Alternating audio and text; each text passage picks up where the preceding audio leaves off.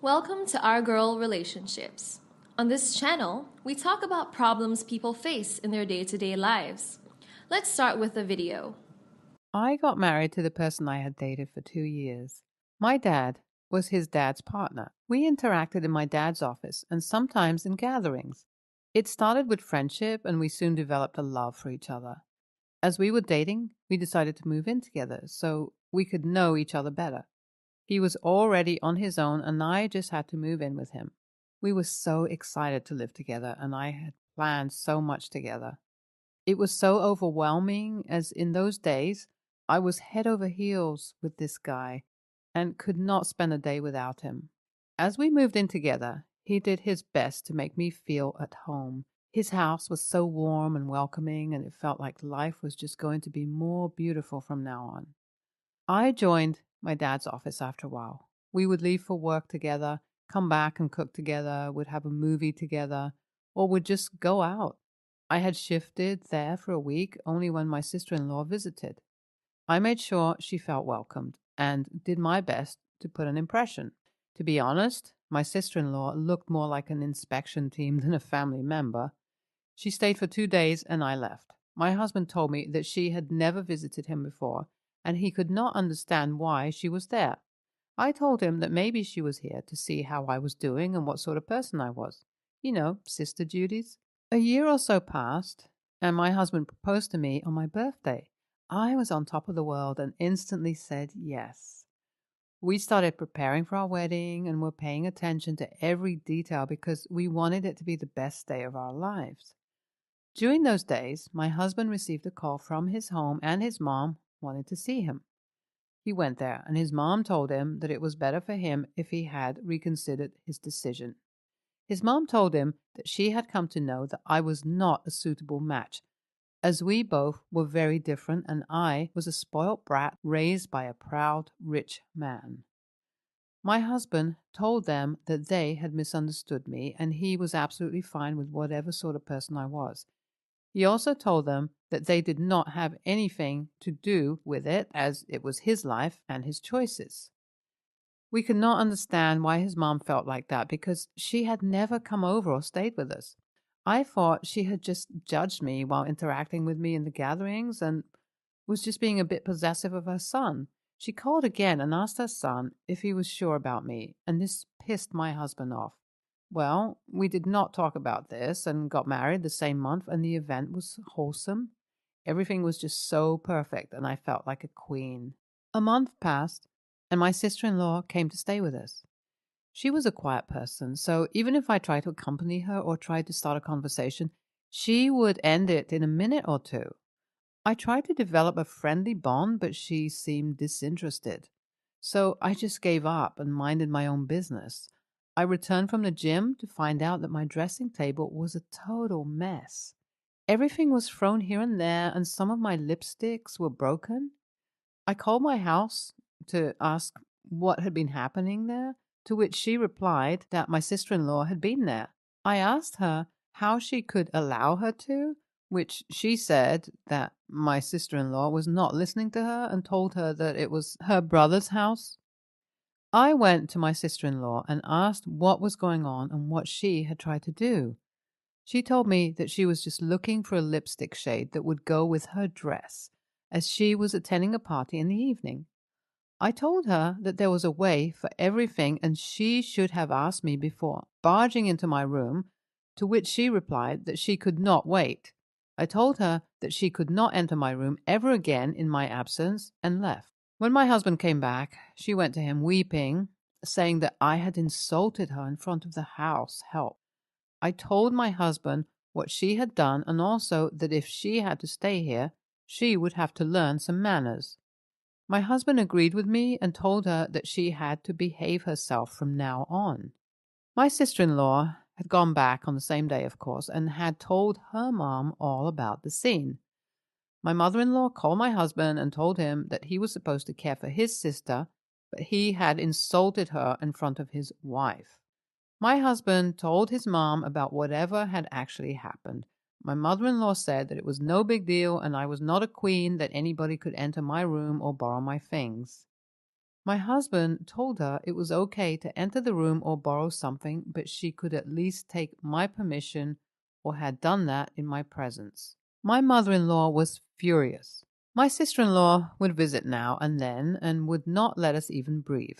She was again here when my husband told her that we were going for our honeymoon and she could go back to her house. She told us that either we were taking her along or we were letting her stay here in our absence. I asked her how could she be so dumb as to who would join her brother on his honeymoon, and secondly, why would I let her stay when I was not there? I told her that I did not trust her and she had to go back. My mother-in-law intervened again and told my husband that I was no one to kick my sister-in-law out of her son's house. My husband told her that it was he who would not allow his sister to stay there in our absence. She said that she would leave in a day or two after we had gone. I made sure I had locked my room because, of course, she was up to something. We told our house help to inform us with every minor detail of what was going on until she had left. Just when we had left, my sister-in-law threw a huge party at our place. She had called her friends, friends of friends, and I guess the whole city, according to my house help. My husband called her and told her that she was not supposed to do that in our absence, and she did not even ask for permission. She told him that he had better enjoy his honeymoon and stop bothering her. My husband knew what he had to do. He called the police and informed them about the situation. In no time, the party was raided, and police made my sister-in-law leave the place immediately. We already had received calls from my mother-in-law, who was furious and told us that it was so disgusting of us to involve the police and that we had disrespected her daughter. As we returned from the honeymoon, we tried to avoid my husband's family because we knew they would be terribly upset and we had no answers to their questions. We both knew that my sister-in-law could not be stopped in any other way. My husband went to his mom and told her about the whole situation. He told her that he never wanted to do that, but her daughter had pushed him to take such a step. I asked her how he could bear so many unknown people on his private property, that too without his permission. He told her that it was the reason he was not ready to let her stay when we were away on our honeymoon. My mother-in-law somehow understood, but was still upset because her darling daughter was hurt. My husband also tried to talk to her, and she said that she had been insulted in front of her guests, and this was the least she had expected from her brother. My husband told her that she was put in this situation by herself. So much drama, but my sister-in-law was again here to stay with us, and God knows with what mission this time. I, of course, could not stay at home all the time keeping an eye on her, as I was a working woman and had my routine. I used to lock my room, but she had created a scene saying that according to me, she was a thief, so I had to put locks everywhere. I told her that I would not lock anything, but if I ever found that she had sneaked into my space, I would not spare her. Even if she does not do anything, why could she just not go back to her house and let us live in peace? My sister-in-law was just unstoppable, and I had to teach her a lesson. I returned from work and found out that my jewelry boxes had been misplaced. I knew someone had inspected them and who that someone was. I was so furious but did not say anything. We were dining when I saw my sister-in-law wearing the earrings that my husband had gifted me. I asked her if she asked me before taking them, to which she replied that she would give them back. I told her that it was not the answer to my question. I knew I had to stop her, so I had an idea. I bought some stuff the next day when I was returning from the office. I was all set to teach her in her style. I took the red food color in a dropper and put a few drops here and there. I knew she would notice because she was a one-man inspection team. The next day, I placed a piece of chicken in the wash basin of her bathroom with a few drops of red food color. To be honest, I could hear her shrieks. She was terribly scared at the breakfast table, but there was something more on its way to her. I had placed a dagger and gloves in my closet with food color dripping from them. I came back from the office and found she was nowhere. My house help told me that she had left with her stuff. I ran to my room to check if my plan had worked, and to my surprise, my closet was wide open as she dared not come closer after she had opened it. I laughed so hard. NTA, I guess this was the best way to get rid of her, as she was not ready to leave you guys alone. You tried to handle her, but she was too unruly to back off. The way your husband called the police and got her party raided was already enough for a wise person to learn, but that empty-headed miss was not ready to understand and give space to you two while staying in your house. NTA loved the way you made her run for her life. I bet she would not be back for a long time. I wonder what she had understood from the signs. Perhaps you were a serial killer or a witch, because the baby girl was scared as hell. She was too unbearable, and that drama queen needed a thriller. How could someone stay at her brother's house knowing that he had a family now and needed space? Next story. I'll start by telling the background story of what happened to my wife and where this left us, so my post makes sense. Some years ago, my wife was injured at her job. My wife didn't cause the situation, but she was the one who was injured. She lost a limb as a result. Her company was investigated under OHSA, and there was also legal trouble for them because there were major safety violations that led to what happened to my wife. We took the money my wife received in the aftermath to purchase a home, and with the bit that was left over, we invested for our retirement, as my wife and I were in our 30s when it happened. We are comfortable having no mortgage, no debt, and our savings, but we aren't living like we have a bottomless pit. Our house isn't a mansion. Our vehicles are used. We don't have expensive clothing or unlimited vacations. Both of us still work part-time because we want to keep our resumes current. We don't want to rely solely on the money from what happened to my wife because that is our nest egg, and frankly, we both need something to do besides be at home. What happened to my wife was traumatic beyond any words I have. I love my wife exactly how she is, but both of us agree that we would trade our house and nest egg for our old shoebox studio apartment and the debt we had before, if it meant that my wife could go back to how she was before the injury. The money we got was not from something happy. Also, we have never bragged or flaunted our money at anyone. Everyone knows why my wife got that money. There was no way to hide her injury, hospital stay, and rehabilitation, but we don't talk about it to anyone, even though what happened is public. My wife's brother got engaged, and we had the two of them over for dinner and drinks. His fiancée had the gall to tell my wife and me how lucky she was to have the accident because it got her money to be able to afford a house in an expensive market.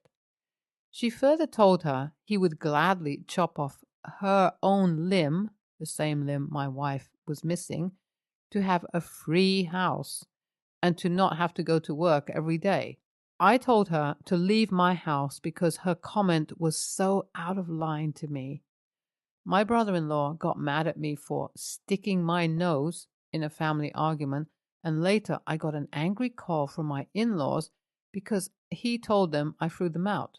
He did not tell them why, but when I repeated his comment, they said the same thing my brother-in-law said, which is that she was probably just nervous and not thinking straight, and that since affording a house here was impossible, her envy is understandable.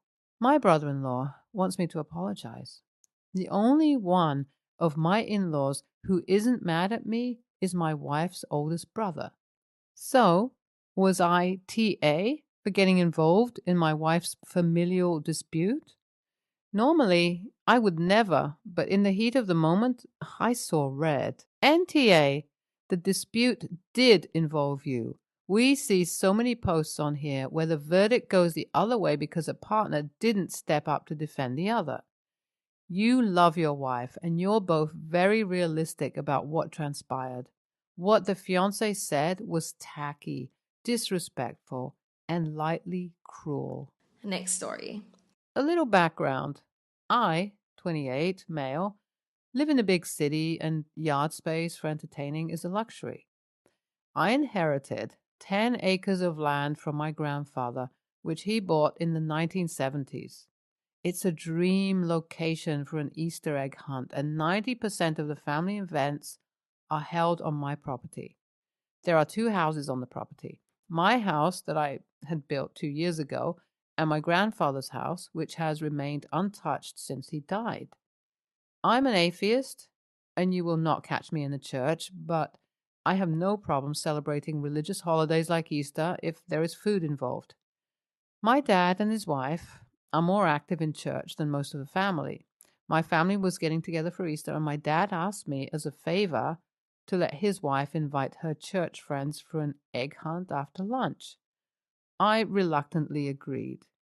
This pious kid, who I thought at the time was 12 to 13 from his size, but I found out later he is 9, asked me why I never go to church.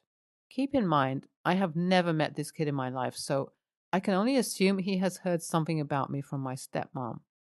All I said was church was not my thing. He asked why not. I said a different viewpoint, and he wanted to know what religion I was. I said I do not belong to any religion, and I consider myself an atheist. He asked what that is, and I said I do not believe in a higher power. From that conversation, he told me I was a devil worshipper. I was like, what the I told him I sure was, and in the house he would see my animal sacrifices mounted on the wall. I told him everyone thinks I got those deer from hunting, but they really are sacrifices. This kid lost his shit. He ran screaming to his mom. I was a devil worshipper and sacrificed animals. He was crying with snot running down his face. At first, my dad and stepmom did not get what the kid was saying because I don't hunt. The deer mounted on the walls belonged to my grandfather. My dad asked why this kid thinks you are a devil worshipper who killed deer. I told him the kid was nosy and made assumptions that I agreed with. I got yelled at by this kid's parents. They are yelling at me red-faced, and I cannot stop laughing, telling me about my prosperity and that I'm evil. I told them to go take their superstitious BS off my property. I am catching so much hell. Drama Llama, stepmom, is saying I have humiliated her in front of the entire church, and she will never forgive me. I told her I don't care. I reminded her I only tolerate her. My dad wrote a public apology on his Facebook on my behalf. There was some backlash from the family, and he deleted it. I feel a family meeting coming on, which I won't subject myself to. AITA for agreeing with this little brat about his assumptions? I really think they overreacted. I might have taken it too far with the deer sacrifice. NTA, and ignore every single AH on here saying that you are. The kid should have been taught better. Not your problem. You have more patience than I do.